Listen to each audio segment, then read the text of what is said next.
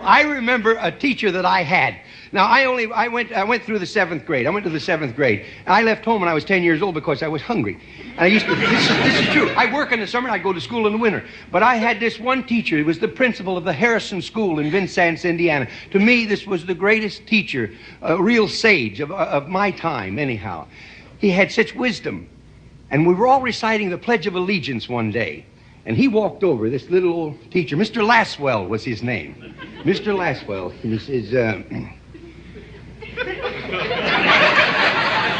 he says, I've been listening to you boys and girls recite the Pledge of Allegiance all semester.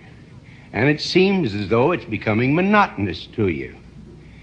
If I may I recite it and try to explain to you the meaning of each word.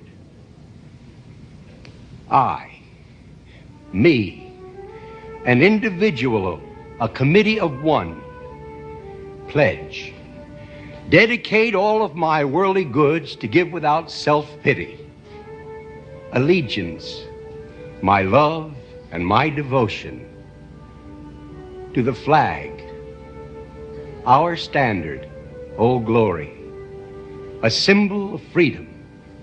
Wherever she waves, there's respect, because your loyalty has given her a dignity that shouts, freedom is everybody's job. United. That means that we have all come together. States, individual communities that have united into 48 great states. 48 individual communities with pride and dignity and purpose. All divided with imaginary boundaries, yet united to a common purpose, and that's love for country. And to the republic,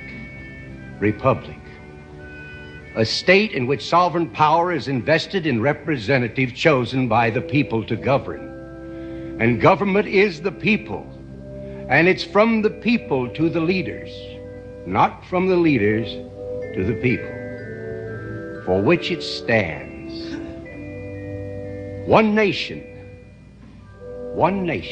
meaning so blessed by God, indivisible, incapable of being divided, with liberty, which is freedom, the right of power to live one's own life without threats, fear, or some sort of retaliation. And justice, the principle or qualities of dealing fairly with others. For all, which means, boys and girls, it's as much your country as it is mine. And now, boys and girls, let me hear you recite the Pledge of Allegiance. I pledge allegiance to the flag of the United States of America and to the republic for which it stands, one nation, indivisible, with liberty and justice for all. Since I was a small boy, 2 states have been added to our country, and 2 words have been added to the Pledge of Allegiance, under God. Wouldn't it be a pity if someone said that is a prayer and that would be eliminated from schools too?